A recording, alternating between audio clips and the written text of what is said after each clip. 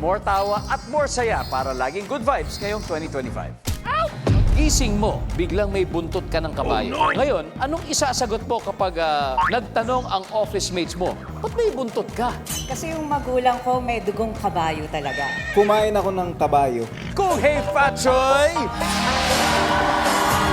Suswertehin daw lahat ng taong nanunood ngayon ng ating programa. Sa sobrang pagod, no, pag uwi mo galing sa trabaho, ano ang nakakalimutan mong gawin sa gabi? Mag-text sa Joe. Ang naggagaling ang mga basketball teams ng NCAA Season 100 ang maglalaro po tonight. Ako, malaking problema to. Parang nai-inlove na ako sa aking stepmom. Ano, problema talaga yun.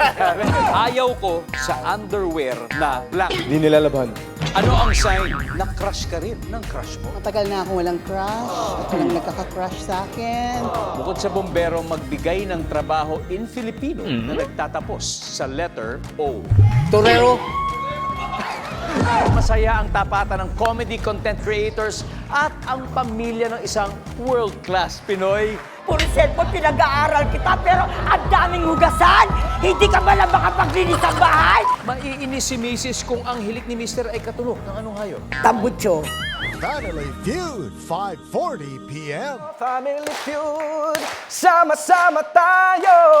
Woo!